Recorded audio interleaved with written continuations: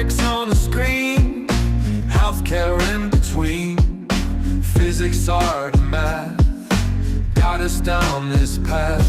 Historical tales come alive, where science and stories dive. Blended facts with heart, knowledge from the start. Need bridge blues we sing to the future memory. Health and science in the mix. Midbridge got the fix.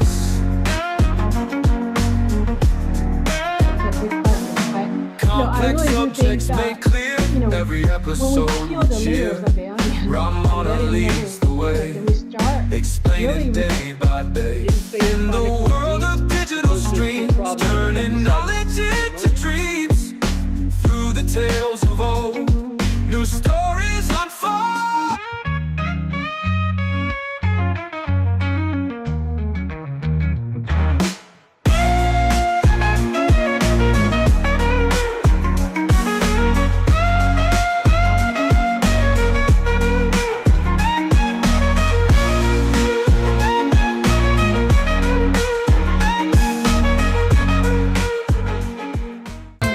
MedBits Webcast is a new kind of healthcare media channel to break the silo mentality and foster interdisciplinary thinking. Our mission is to fill that gap and to create a curiosity through different lenses, tapping the passion that guided the historical figures in medicine and bringing present-day groundbreaking research to the front lines. We interview physicians and leaders in the industry about present-day healthcare challenges on our live programming. Hey, welcome to the MedBits Webcast. This is Ramana Namraju. I'm the host. We have a very interesting program today. Always interesting programs I put together. Whether you believe we love me or not, there's a profound changes in the country right now. That is a part of the democracy, right? We have to accept that democracy is at the action. So my job is, my healthcare channel is to give all diversity of thinking. It is not a political, it is basically all ideas to put in and come up with the good ideas to solve within the legal framework. That's the best way to do it. So that is my goal. And then that's why I invited several different kind of guests and then different kind of perspectives. This one of the guest is coming up. He's from Miami, Renzo Del Castillo. Maybe I'm messing up the name, but I'm going to let him correct it. But this gentleman is a very impressive storyteller. He's an executive in healthcare for a long time, and then he's an excellent storyteller. And then I was impressed, and he's a poet. For me as a scientist, as a science guy, poetry was far from my thinking. But one day, when I left my children in the first time when I dropped my son in the Vanderbilt University for his graduation, I felt empty nested. At the time I read a poem called Khalil Gibran poem. It's called Children. So children came from you, but not you. They are not you. You are yesterday, they are tomorrow. So I learned a beautiful 2 sentences. It had a profound impact on me, how to look at the life. That's where the life is. So I think poetry has a powerful, one of the scientists was telling, even healthcare IT executive was telling here in Silicon Valley, the best trait you can give to his children is a storytelling is going to be the future of the game. If you can tell a good story, that is going to be the most powerful thing it's going to be. So Renzo Del Castillo is from Miami. He's a healthcare executive. He worked in a lot of companies, and he has a lot of experience both. And then he became a poet, and then he became an excellent storyteller. I was impressed. A journey from Lima, Peru, to all the way to the United States and Miami. And let me bring him to the table. Let him talk about himself. Hello, Renzo. Welcome to the MedBits Webcast. Hi, Ramana. Thank you so much for having me. I appreciate it. Give me some background of yours. I killed your name or not, at least. Sure, sure. So as you mentioned, and you said my name perfectly, by the way. As you mentioned, I was born in Lima, Peru, and my parents immigrated here when I was 5 because there was a terrorist group in Peru called Shining Path, and my mom was the secretary to the Minister of Health in Peru, and she stopped. There was a union meeting where some members of the group came armed, and she called the police, and she was marked for death. There were a number of attempts, 3 attempts on her life, and I think on our lives as well, until she said, "Forget this," and she immigrated to the States. My dad, who was a major in the Army, followed a couple of days after, and we began our lives here in the U.S. because her big brother, my godfather, luckily, I was able to be sponsored with a student visa, and it facilitated my ability to be here legally, which was it was a great thing, you know. So, yeah, tell us a little bit of the journey that is after that, what kind of education he had, and how did he end up with the healthcare career? Sure. So we, as I mentioned, we were immigrants. So in Peru, we were, I guess, either lower upper class or upper middle class. And that coming here, we really, even though we were supported in terms of the legal aspects of immigration by my godfather, we started with very little to nothing. I remember growing up with my sister being about 8 years old, 9 years old, and my parents would say, "Go ahead and have dinner. We already ate." But knowing they were lying, they didn't eat because there wasn't enough food for all of us, but not being old enough to understand why, and it marked me. But I did well in school, and I went to school for aerospace engineering, University of Florida, and a couple of credits short from my bachelor's graduating, I decided to change to poetry. That's Uh, a big change. Yeah. yeah, well, I mean, you have children, right? Yeah. You're an immigrant as well. Yeah. Imagine your child tells that to their immigrant parents, like, "What? How are you going to eat? What is What's it? going to happen?" That was not a good Thanksgiving Yeah. slash Christmas vacation. But it came from love, right? They were just concerned about my safety. But I was an aerospace engineer. I loved it. I still love aspects of it. Uh, I'm fascinated by how things are put together and how they work. Phrenology, right? Like the study of systems. I'm just fascinated by it. But poetry, which has always been a big part of my life because my grandmother was a teacher, my grandfather was a very educated man on both my parents' side, and they gave me a lot of books. I learned how to read really early on, so I was reading complex poetry pretty early on. So it was always a big part for me, big part of who I am. And poetry just made me appreciate things for existing instead of just always trying to figure out how they're put together. And I got into a summer program for Cambridge. But I'm 41 years old, which means around this time, it was after September 11th. The people who came and blew up the towers came in with a student visa. I still didn't have my citizenship. It took about 18 years to get um, asylum, political asylum. I got political asylum actually right before I graduated from high school.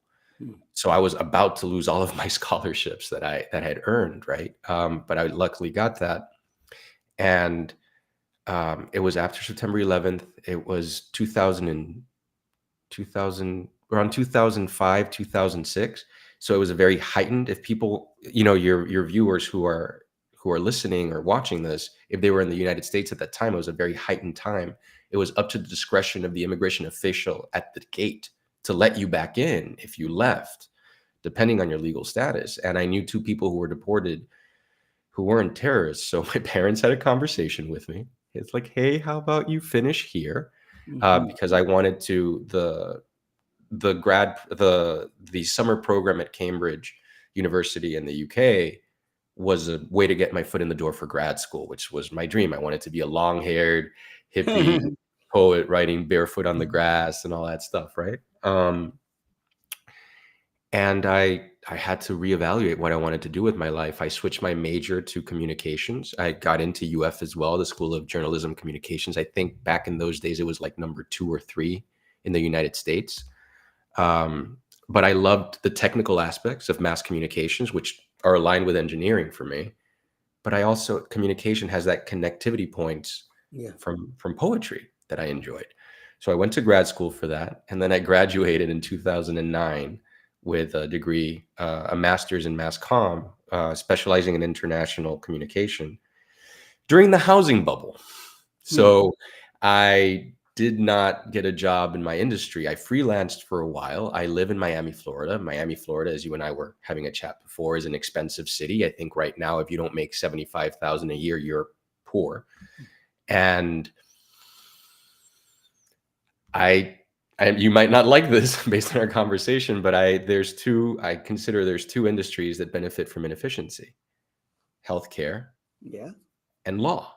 Yeah. The worse you are at it, the more money they throw at it. And Absolutely. because I grew up as an immigrant, I had this concern for safety. I mentioned how my parents, there wasn't enough food. What I didn't mention is sometimes the lights would turn off. Sometimes we would have to beg friends and people that we knew to lend us money to be able to make payments on the mortgage.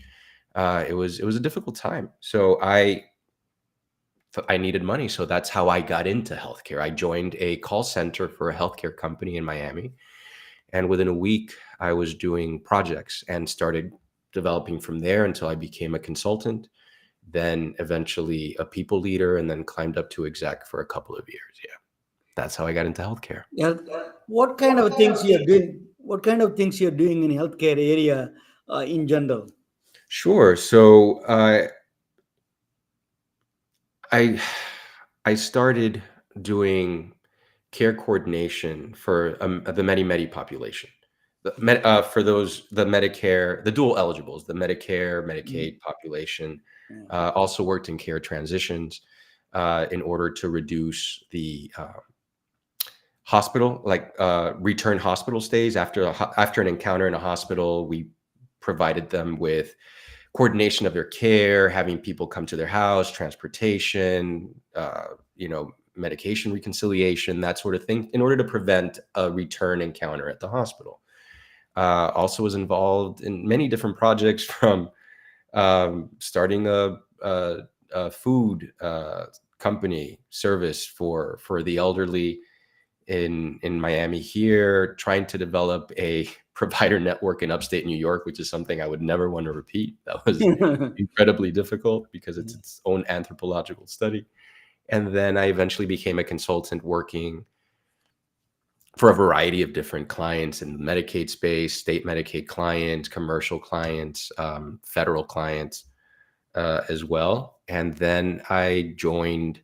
There was a project that happened from my healthcare consulting firm was acquired by a bigger company, and there was an implementation for a state Medicaid client that the owner of the company that was acquired talked to the CEO and promised the state they can do in 2 months when those implementations take 6 to 9 months. And yeah, nobody wanted to do it, but I was hungry. I was about 29, 30 years old, and I was one of the youngest consultants at the time in the consulting firm. And I said, I'll try it. I can put an agenda to it. I can see what can be done. And I had the benefit that the CEO of the company said this is a priority. So we got it done. Was there a 6-month bug and defect period afterwards? Yes. So that kind of put it in line with that. But it was considered a success. And then I was offered a position as the senior manager to the PMO, because the enterprise PMO didn't align with the pharmacy benefit management niche business. It's a bit different. So I was offered a position there and kind of grew from there, working with pharmacy benefit management in, again, the federal, commercial, and Medicaid space. And then it just expanded into product management, proposal management. I was just given a variety of different things because one of the specialties I developed with the help of a very talented team is putting together policies and procedures and building best practices from the beginning so that we have a stable foundation to be able to develop creativity and innovation in our projects and develop it. And then eventually that company was acquired by an even bigger company. and I moved on to a VP position for a bit. So that is right now you're independent consultant. After that, what you became a VP, and then what you did after that? Well, what I'm doing now is, well, as you mentioned, I wrote a poetry book, which became an Amazon #1 bestseller in a couple of categories. It just received a couple of awards at the International Latino Book Awards, which is one of the 5 biggest book awards in the US right now, which was very humbling. And I'm focusing on that while I'm also deciding what else I want to do, because well, we're going to talk about it, right? I'm Yeah. rediscovering my passion. I'm trying to rediscover my passion for the healthcare system. Renzo, you spend a wide spectrum of jobs in the healthcare system.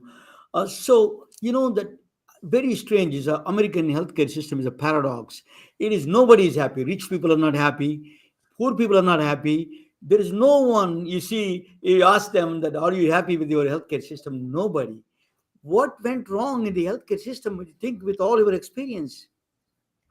Well, that's a tough question to answer, right? But I will answer it for you. I don't know what went wrong, but I can tell you that for years I thought it was a failed system. It's like trying to the ship is sinking and you have a thimble and you're trying to get the water out with a thimble, because everything you do, you just put it in, and then it can just be a great, I don't want to say waste, but a great expenditure. A lot of resources are put into it, right? And when there's a problem, instead of trying to figure out root cause, we spend a lot of time treating symptoms, right?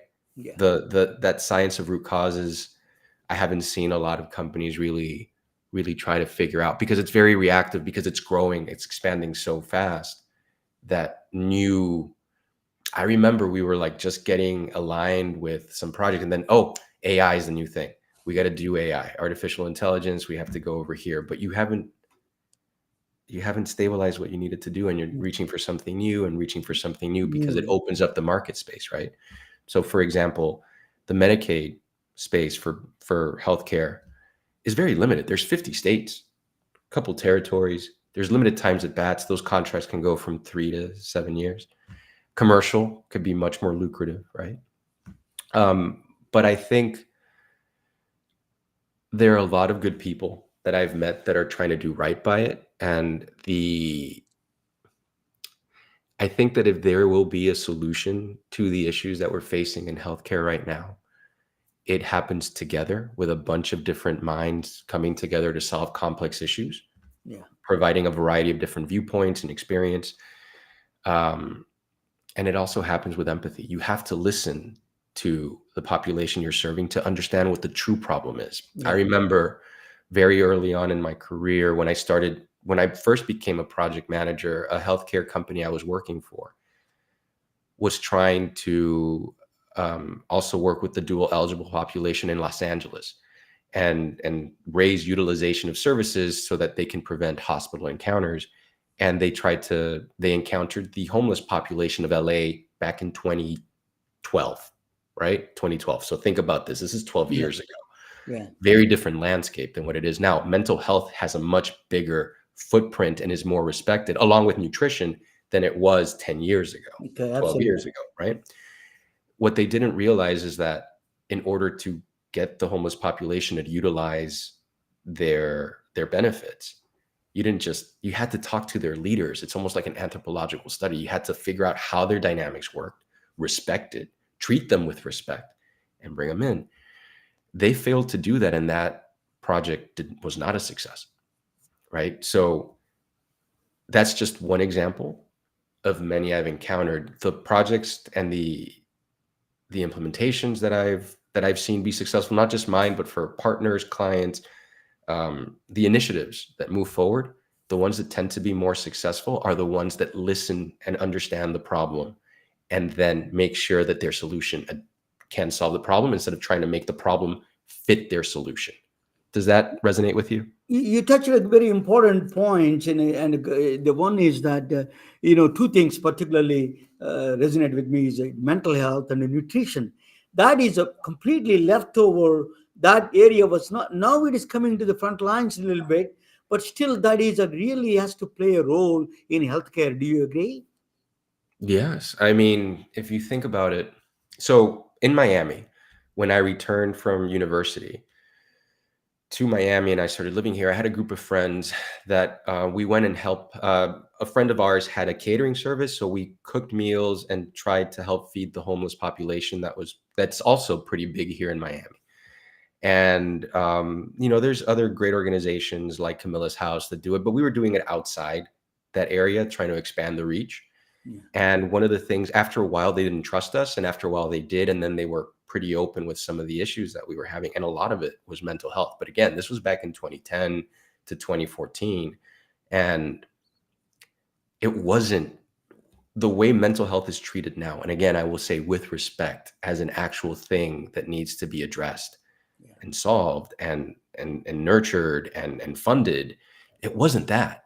And there were a lot of veterans that came back from the war at that time Yeah. that were homeless. There were also people that were heartbroken, Mm. and they just, something snapped and they couldn't function, and they were unable to move past their depression to be able to keep their payments on their in their apartments or homes or whatever you want to call it. A lot of disenfranchised, and it was a lot of young people, because we saw it also. Remember, this is 4 years, so we saw like a group Mm. almost exponentially expand. There's a serious homeless issue in Miami right Mm. now. Mm. So I think I was in oh god, Prague about a year and a half ago, like that. Like, it's significant number of people now on the streets that you see. And mental health is a huge component of that. Yeah. The lack of treatment for it, the lack of empathy for it, thinking that if you, I mean, it wasn't that. I grew up in a Hispanic household, right? We don't need therapy. People who are crazy need Yeah. therapy, right? Yeah. As opposed to like, well, let's talk about what's going on. Maybe I just need somebody to hear me out and help me process these emotions that I'm having, right? It's a serious issue, and I'm glad that Oh, it's getting more recognition now. I suffer through ADHD. My ex-wife is always telling me that I have ADHD. So, you know, so I think that is the one thing that we need to manage them, and we need to have resources to manage it. I'm lucky to have a lot of doctors around me, friends of mine, and I understand where I'm going wrong, right? But I think a lot of people need that assistance, that empathy. We need that empathy to for them. Why that such a small people go through the veterans, for example. They serve the country and they go through humongous stresses on the life, and they see PTSD and all those things they go through. Actually, I'm going to talk about that PTSD. Yes, that is actually, I'm going to present a topic on that in a minute. But as actually, we have a humongous crisis of mental health in this country. In this war, not only in this country. This country is probably number one in that mental health problems. Around the world is growing because of technology, because of other pressures. There's a lot of injustices, that what you mentioned. All of them are combined and giving a lot of pressure to people, and then the amount of technology is dumping on them, also creating a lot of pressures. What do you think of the technology's role in this? There is a good, because of technology we are talking together, but there is also other side of the technology is a lot of pressures. Tell us a little bit about your view on that. Sure. So I think technology in itself isn't an issue because it's a tool, right? Like, I have a knife. I can use it to hurt someone, or I can use it to cut bread. It's a Yeah. tool. It's the intent behind it. Yeah. I think the issue with technology is our dependence on it. Yeah. So I'll give you an example. I'll give you an example that happened with me. I realized that I was reading less, and I'm an avid reader, right? I love reading. I used to read multiple books a week. I used to read like 3 books at the same time and just going back and forth, and no issue whatsoever. And then I found myself watching movies instead of reading books. And then I would read the Wikipedia summary of the movie, turn on the movie, and then start doing something else, or scrolling on Instagram, or chatting with people. And then I realized, wait, what am I doing? And Yeah. then I sat down to try to read, and I couldn't focus for more than 5 minutes. And I'm like, okay, no, this is a problem. So I lowered the amount of time. I didn't get rid of it because, like you said, it's a useful tool, and I use it for things that I do in terms of the promotion of the book, for example. And we'll talk a little bit more about the book in a bit. But I set discipline of, okay, I'm going to read 5 minutes a day every day. And then once I was able to do that without a problem in a couple of days, I'm like, I'm going to read 10 minutes. I'm going to read 15 minutes. And then I started reading again. So it really does come from, for me, what worked was a self-awareness that I was becoming. It's like a muscle that was atrophying, Mhm. that I was becoming dependent on this technology. I Yeah. didn't need to check my phone every second. I didn't need to read a synopsis and then ruin the experience of experiencing something new in order to focus on something else than just having it on in the background. And I realized that I was able to regain my focus. So the reason I use that example is I think that we have agency with tools like technology. Technology is very useful. So for example, poetry, an ode, like a Neruda ode to a sock, that's, or the Iliad, Homer's the Iliad, something like that. It's not going to come through in an Instagram post. Yeah. But there are poets like Young Pueblo or Rupi Kaur who have shorter poems, but it's tied to that delivery system. Like technology provides a delivery system of information, Yeah. and that makes them successful, right? Whether they're great, whether they're not great. I'm not judging them. I think they're talented people and they've done all that. It's a different delivery system and a different way to promote an art form. So technology helps us adapt how we communicate, but we have to remember that it's a tool. For me, dependency on AI, right? I had a conversation with a recruiter a couple of years ago, maybe like 2 years ago. And they were saying, like, for people right now, the economy we're having some issues. People are applying for jobs. They're not doing great. And they were saying, like, oh, now you got to use AI to tailor your resume to the keywords found in the job posting. And you do this and you do that. I'm like, but Everybody's going to use AI. won't all the What resumes, else he can make a distinguishing? This is so yeah, stupid. won't all the resumes look the same? Because everybody that's applying has a general skill set that's geared towards that position, but now you're taking it and then you're just using keywords. So how are you actually reducing your work? I don't think it's an efficient way to use the tool. I think the tool is helpful Yeah. because it has AI, or a chat GPT can recall thousands of bits of information in a second, right? Yeah. If I want to do an anagrammatic poem, which is a poem where you take a word and you break it down, I can use AI and say, like, hey, how many words can I get out of the word bathrooms? Boop, boop, boop, boop, boop, boop, boop. Instead of sitting down and trying to figure it all out and then putting the creative work to write a poem. It could be a tool to help you, but if you just depend on it, you're going to lose something of yourself, and you're going to be less capable of moving forward with a skill set. You're going to lose areas of your brain, I think. Music and art is a very powerful weapons of really dealing with sometimes mental health. Salvatore, you can see a lot of great artists and musicians and poets. I think they can influence the mental health and improve overall things. But there is another tool. I'm going to talk about it when I get back. When I come back, I will ask you about your poetry. Listen, I wanted to talk about your book, and then listen a couple of poems from you.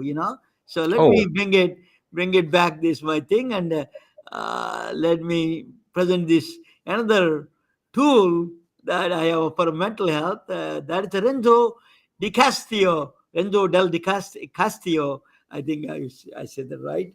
So we're going to talk about a little bit about both of us together. We're going to talk about this. Let me give you this. Okay. So this is Renzo is there, and he's a really impressive. He's interesting. He was telling all these, the healthcare experience and then poetic experience. We need all of them together. That's why diversity in thinking. I'm going to talk about psychedelics. A lot of bad name for psychedelics, but there's a new frontier. There's a lot of research going on in the psychedelic world. I'm going to talk about that a little bit. It's educational purpose only. I'm not a doctor, so don't follow anything that this is a yeah.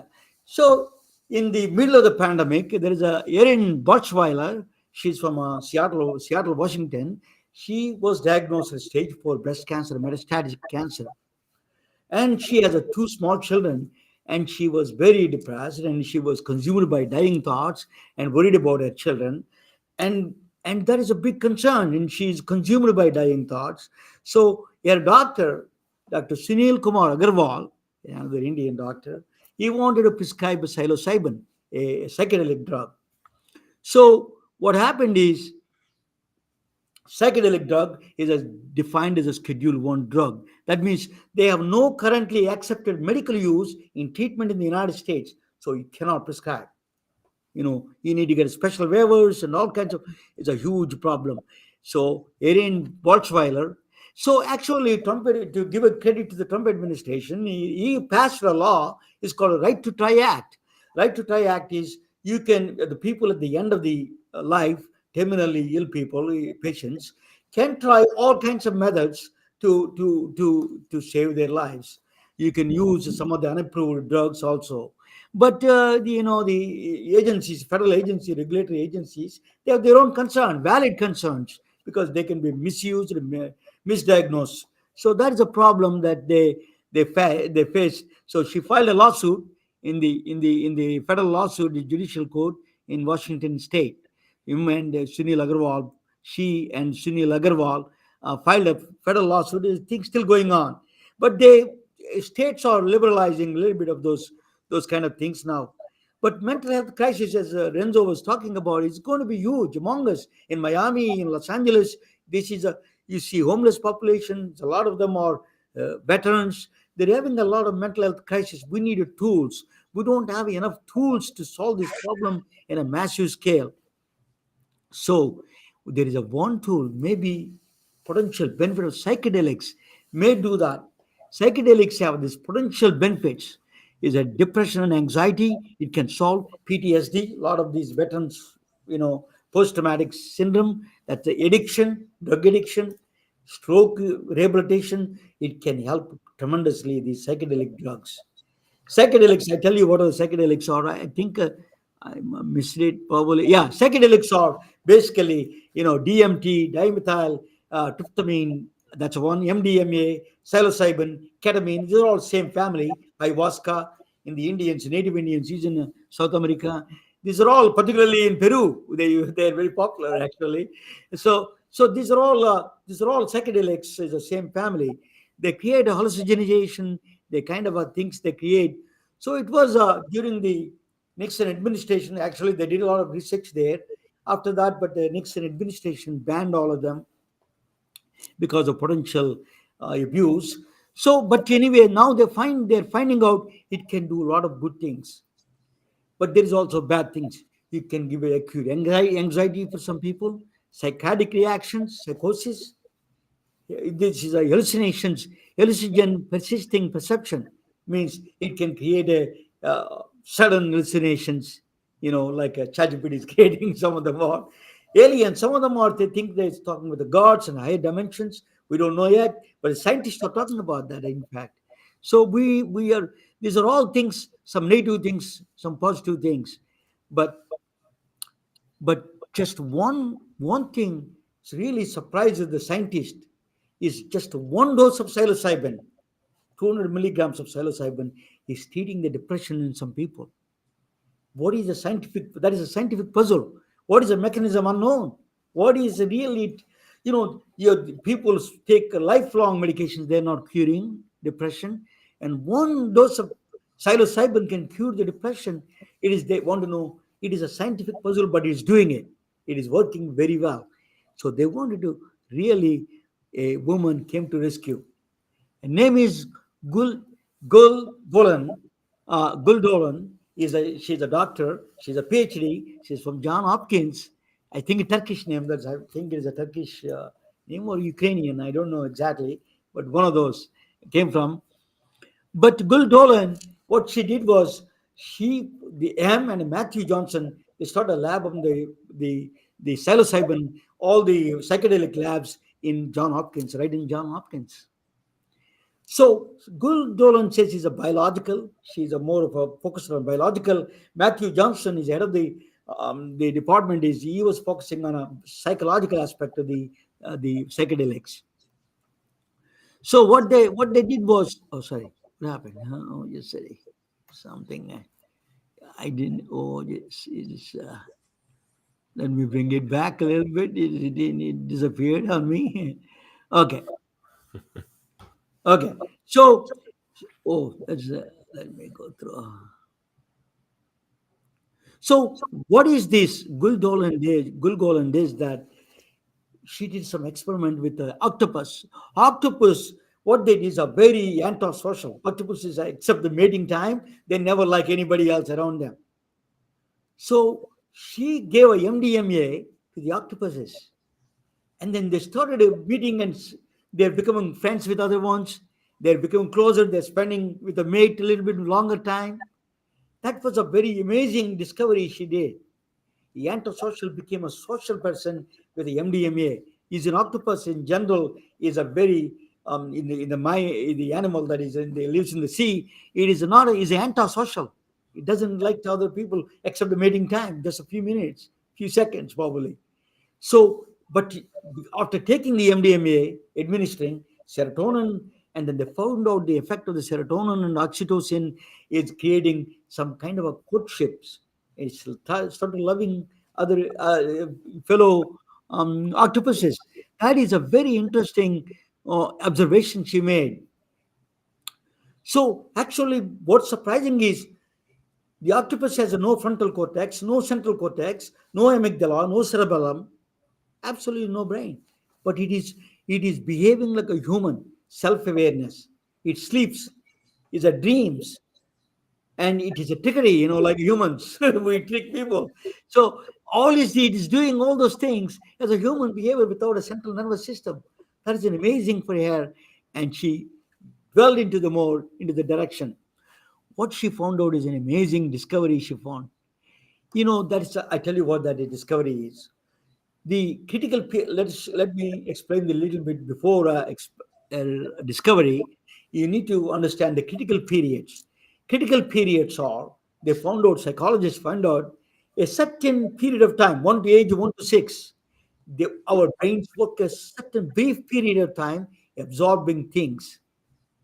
So for example, age 1, we understand the movements.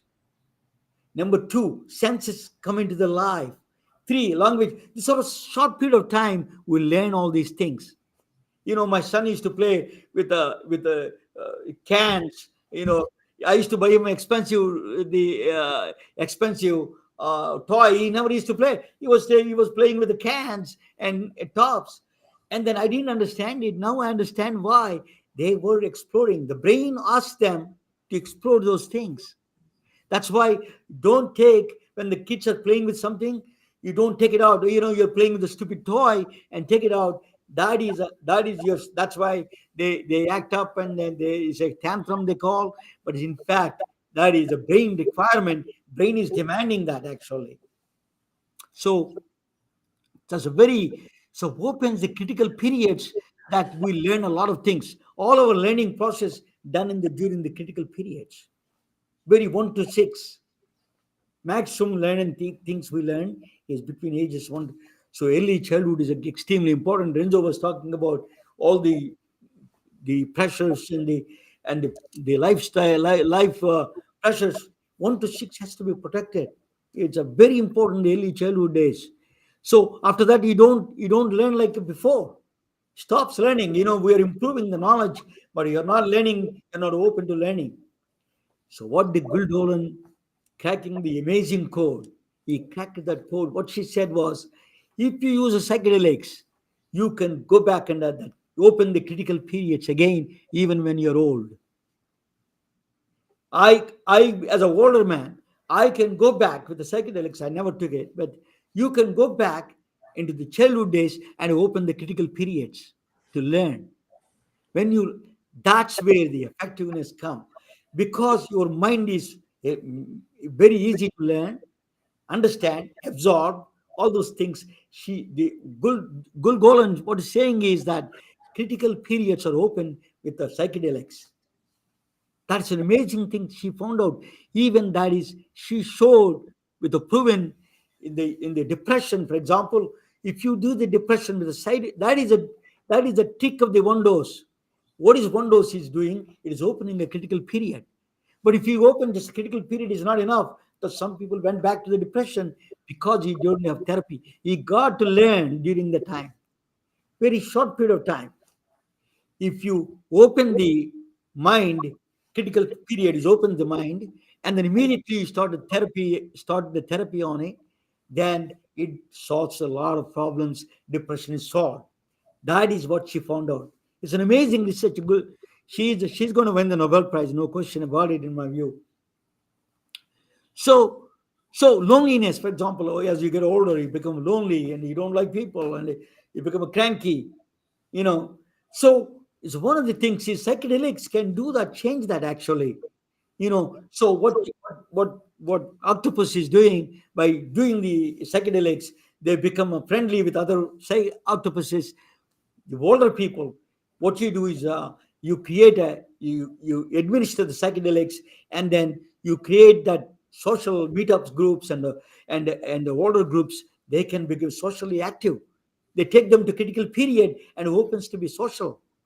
It opens up a very strange way. It opens up. So so this Mozambique, there is another one is going on. A City of Hope, California is doing Mozambique. What they did was ayahuasca and a hormone that is there, and combined with the Mozambique, it is actually producing a 700% increase in the insulin producing beta cells. Is make you the diabetes. We have a lot of things going on. It is a wonderful research going on as TBI, PS, that traumatic brain injury cases, particularly soldiers who go through. There is a plant in Africa, the Stanford professor, Dr. Nolan Williams, was administered and she gave a very positive results. With the therapy, you got to have a therapy because it opens the critical period and you have to give the therapy right there during the time. Is an amazing. But a lot of people are combining with the hallucination. So there is now this $2 billion investment on the new drugs, on the psychedelics, non-hallucinogenic neuroplastogens, means there is no you can take it out, hallucinogenic part, and still you can administer. Tagaman is one of the Tagman, I think, is one of the medicines they are getting approved. Gilgamesh and Seaport, they are all funded now. Skip the trip. You don't need that's what they say. You don't need to have a hallucinogenic effect. Without that, you can achieve that. So mystery, spirituality, and space and time, introspection. You're lost in the space, you're lost in time. But what he's doing is playing the time cells. I talk about the next session, another session about the how that affect the brain in the space and time. How do you feel oneness? All those things. The psychedelics can create that brain and mind. And there is amazing research going on in New York University, University of Berkeley, San Francisco here, and then it is really opening up our new frontiers in the medicine, in the psychedelics, brain, mind, and spirituality. It is a new tool is coming up with the medical field, and it is going to be, it's not addictive. Without addiction, you can create a drugs that is really combining our complex mind with the new things. So we hope. Thank you for listening, and let me bring my friend Renzo back in this one. He can talk about a little bit about his tools that he's talking about. Yeah, let me. This is let me hide this one. Yeah. Okay. Welcome back, Renzo. So Good tell us to be what back. you think. Thank you. The new research is going on. Is an amazing. Is from South America. A lot of ayahuascas that people administer. It was a bad name, but it's a lot of good things. Humongous research going on in the psychedelics. Yeah, I mean, it's also, I think it's important to always, as you and I have talked about before, apply the scientific method and see what can be done to find solutions to the issues that we have. So, as you say, mental health is going to be a big problem in our societies. So, It you is. you created one of the treatment kind of thing is a poetry. You do for the poetry very well. Tell me about your journey into the poetry, and Sure. just tell if you can read one poem in English, one poem in Spanish, would be Sure, great. sure. I can definitely do that. So the reason I wrote the book was my dad passed away in 2020 from pancreatic cancer. And there was a period in my life where it was about 7 years where my dad died, my best friend's mom died, my grandmother died, my cousin, who was my age, we were born a week apart, we were very close, he died, my little cousin died, some friends died, family, like everybody was dying, my dog died. I had a relationship that I thought was going to end up in marriage. Around that time, it didn't work out, and I realized I was moving too fast to grieve. I needed to process all of these emotions, because that, if you don't process it, it comes out either as body acne, shortness of breath. You're going to have some physical reactions to this. Also, around that time, I was doing, and I still do, therapy. I have therapy every Monday, in order to process these things. And I realized that my family is with me. My father is with me in the way I smile. My grandfather's with me in the way I part my hair. Um, all the traditions that I have that make me, that make up me, are the people that I love. Think about the first time you tried a food that you like, or a song that you love, or a movie that you enjoyed, or a book that you get, somebody recommended it to you, somebody you admired, right? And if that's the case, then they still are alive in me. So the language that I had to process that is poetry. And I wanted to leave an exploration thematically. I wanted to tell the story of my family, not literally, because I do not want to get into those conversations with family members and asking for permission to use certain stories, right? But a thematic exploration of the immigrant aesthetic. I live in Miami, which is a port city. It is a center for Latin American and Caribbean migrations. It's a center. Everybody wants to vacation in Miami. I went to Paris. I'm like, oh, Paris. Everybody there like, oh, Miami, j'adore Miami, right? Like Miami is this. Anywhere I went, like Miami's a place we're going to vacation. And it has a lot of the issues that are facing us right now happen here in Miami. And there's poets and artists that have a voice, that want to have a commentary on this. And it's important to be able to express that, because art creates an analytical relationship between yourself and an object, which develops empathy. Just by definition, you're seeing it from a different perspective. You're more ready to accept another perspective than your own. So, saying all that, in order to process all that grief I was going through, I, wrote this book. And What is in the this, name of the book? oh, I think I have Can you it show right here. me? Yeah. Yes, yes, of course. The book is called Still. What is it called? Still. Still. Very And that beautiful. is my dad, my mom, my sister, and myself when we first Oh, arrived. nice. Very nice. Yeah, I picked this picture because Beautiful. I think that we all have totems or milestones or images that represent a threshold space, a moment of change. There was a before this picture, which was Peru, and there's an after this picture, which was the United States. This is the first picture we took as a family when we immigrated. Yeah. Must have been maybe like a month or 2 months into it. Beautiful. And there's a definite before and after. It was a moment of change, of transition. And I think we're always in a moment of transition. So for me, being able to process my emotions through art helped heal some of that grief that I had inside me. Because for those of your listeners, for yourself too, for those who have experienced grief in their life, Yeah. the best way I've had it described to me is that it's a hole that appears in the center of your life, and you fall and it hurts and it's dark and it's so hard to get out. And then all you can do is hope that you build enough life around it that you can pull yourself out. And then you can live and not fall in the hole for days, weeks, months, maybe even years. But then you trip, fall back in, and it hurts just as bad. And you hope you can pull yourself out again, because it's part of you now. It defines you now. It's a part of your makeup now.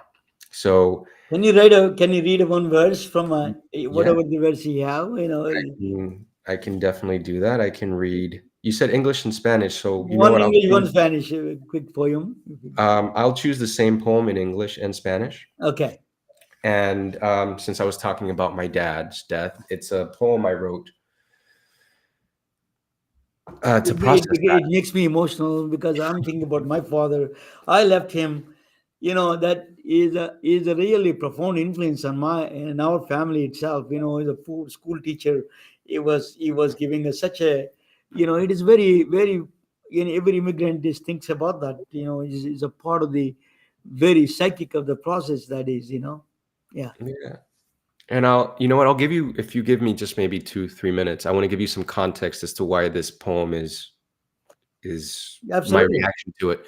So my dad was a wonderful man, a loving man. He was an army major, a fighter pilot, but also extremely Catholic, like super Catholic, and very goofy and loving. So he was all of these things. He can be very severe based on the way that he grew up and the discipline he had in the army, and then he could be very, very loving and caring. He was like Ted Lasso, if your people watch Ted Lasso, right? Goofy and making jokes and making you feel at ease. But when I was growing up, I would come home with like a 95, and he would be at his desk, sitting down, and he'd look at the paper. And while he was looking at the paper, he'd say, "Were you sick? Were you emotionally distraught?" I'm translating, right? "What could you have done differently, son, to get a 100? To get the 5 points you're missing?" Okay, I come home with 100. "Were you sick? Were you emotionally distraught? I see here that there are 2 extra credit questions you chose not to answer. Why?" I'm like, Whoa. "I knew I had 100. I didn't need them." He's like, "Son, God punishes pride. If you want 100, you have to study for 2." The end result of this was that I grew up thinking I was not good enough. Nothing I did was ever good enough, and that my worth was my value. And whenever we talked about it afterwards, he'd be like, "Yeah, but look how good you turned out," Yeah. and walk away, which would infuriate me. It would infuriate. I'm like, "What?" I don't want to repeat this, but I tell you exactly my son, I do the same thing. He complains about me, same thing about it. Yeah, but it did, because I was like, no, Anyway, this is, it doesn't feel good. So eventually, about a month and a half, something like that, before my dad passed away, he had pancreatic cancer. They gave him 3 months, but he lasted for 2.5 years, 3 years, and 2.5 years without morphine. My dad was doing kettlebells and exercising. He just had a joie de vivre, right? Like when somebody gets a diagnosis like that, some people start dying. My dad started living more. Like he just had, and I think it was his faith. I'm not a religious person. He was. And I was doing yoga. I do a yoga practice because I was in a car accident, and yoga is the one thing that helped me heal my knees to be able to run marathons again. And I just have a lot of respect for yoga. But my dad, he went outside. I was outside doing it. This was during COVID, and I was in the backyard where I had all the gym stuff. I was living with my dad at that point. Now my mom, my sister, all moved in to help, and her family, to help take care of my dad. And he came out and he's like, "Son, I want to talk to you about yoga." I'm like, "Okay." He's like, "I'm worried about your immortal soul. That's not a Catholic thing." And I'm like, "Okay." That day, however, I had patience. I'm like, "No, Dad, I find it like it helps heal me, about the accident, but I've also been focused on the future. Yoga, I have to be uncomfortable in the moment, or else I'm in Warrior 3 and I'm gonna fall on my face. Like, boom, if I'm not just focused on the here and now." Okay. We had a conversation that day, and it led to a really nice one. And then he said something. I don't know, Ramana, if you've ever heard something that you needed to hear and you didn't know you needed to hear it. yeah. But my dad told me, "I know I made you feel like you weren't good enough growing up, and I'm sorry." It's the first time he ever said he was sorry. Mm. I just needed that acknowledgement, like, "I'm sorry, Yeah. but I'm your father, and I love you." He's always told me he loved me. That wasn't new, but he's like, "I'm your father, and I love you, and I know that if you don't give your all, Yeah. you won't be happy." Cleared it up. And then he said, "I just didn't have the language before to tell you this." Language, poetry, language. And when I wrote this poem, it's called Song for My Father. Yeah. The I took the Lord's Prayer from Catholicism and rearranged it because in that I was trying to find a common language to be able to express certain things to my father. I don't really like explaining poetry because I feel once I write it, it becomes yours. I don't want to influence your interpretation of it. But based on what we talked about mental health, I thought it was important to give you a little context. So I will read it in English and I'll read it in Spanish, the same poem. It's called Song for My Father. Yeah. How wrong I was, thinking I am alone when you live in my way of being, in the tears shed, and in every dream cut short at the moment of waking. When storms hold the sun hostage from my sky, it would serve me well to remember that you still exist in the threshold space between reality and imagination. Your advice, the prayer my heart repeats unknowingly in the darkness. My Father, who art, wherever thou art, hallowed be our name. Thy solace come. Thy will is not understood neither on earth nor heaven.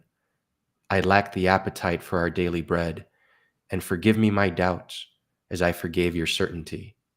Lead me not into desperation, but deliver me from fear. For thine is the fiefdom, the knowledge, and the peace. Help me to accept the unacceptable. Amen. Beautiful. And I'll read the same poem, the Spanish version. Canción para mi padre. Qué equivocado estaba, pensando que estoy solo si tú vives en mi forma de ser, en las lágrimas derramadas y en cada sueño incompleto al despertar. Cuando la tempestad rapte al sol de mi cielo, me serviría bien recordar que todavía existes, cuidándome desde el umbral entre la realidad y la imaginación. Tus consejos, la oración que mi corazón repite en la oscuridad sin saberlo. Padre mío, estés donde estés, santificado sea nuestro nombre. Venga a nosotros consuelo. No entiendo tu voluntad ni en la tierra ni en el cielo. No tengo apetito para el pan de cada día. Perdóname mis dudas, así como yo perdoné tu certeza. No me dejes caer en desesperación, mas libérame de todo miedo. Ayúdame a aceptar lo inaceptable. Amén. What a beautiful soul you are, Renzo. I tell you, you're eloquent speaker. People listen to you. You have a great soul. You can connect with anybody. I think I'm a privilege to have you on my show. It's total honor and privilege. And then thank you for coming on the show. And just if you stay for a few more minutes after this podcast, I will talk with you. But it is a truly an honor and privilege. You know, you are a beautiful soul. What is a book where they can buy? Can you tell? Sure. So the book is called Still again. It's on Amazon. There's the hardcover, the paperback, because I think you should be able to travel with books. As a matter of fact, my friend who wrote there's an English and Spanish foreword, and I have two friends that are very dear to me who wrote it. He said Renzo should be read in the lobby of a hotel, right? You should take this, go travel, experience life. That's really Yeah. something that I'm a big proponent of. So the paperback's there. I did the audiobook myself. The audiobook is what won an award at the International Latino Book Awards for best silver medal for best poetry audiobook. And it was an honorable, and the book itself was an honorable mention for best poetry book of the year and best community and culture book of the year there. And I also have a Kindle, and the Kindle, the electronic, the ebook, I made 99 cents because I couldn't make it free. I'm a big proponent that art should be accessible, and if I could make it free, I would, but I can't. So if you want the book and you don't have much money, it's available for 99 cents. You can find me on Instagram and TikTok under Renzo Del Castillo, my name, .author. You can find me on LinkedIn under my name. If you want to see what companies I work for, you can find me on Facebook under that. There's www.renzodelcastillo.com. It's a website that's dedicated to the events that I do. I host a lot of book launches here in Miami. I'm a very big proponent and I hope ambassador to the Miami poetry community, where all the stand-ups that we do, all the open mics, because it's important to get out there and promote art. So that's where you can find me. But one thing I want to take a moment and just, Raman, I just want to thank you for being generous with your platform, being generous with your time. you also seem to be a very kind soul, and I'm very glad that I've met you. So thank you for sharing your platform with me. I appreciate Thank you. you, Ranjo. Your experiences are all very similar that I go through, and with my children and my father. Thank you so Mm. much. You reminded us a beautiful story. You're a beautiful storyteller. It is executives. We are healthcare is of all facets of multifaceted people that work in, and then we need to know all of them and their experiences. You are one of the best examples. Thank you so much, all of you. Good night, all of you. Then good night, all of you. We are retelling their stories through our patented designs that can be worn on scrubs, t-shirts, printed on conference bags, and endless other promotional materials. Daily Wear for Medicine is the first ever of its kind to create curiosity in medicine through visual art. We at MedBricks are celebrating unsung heroes of the past who made enormous contributions to the field of medicine through our unique campaign called Daily Wear for Medicine. You can wear it, carry it, and give it.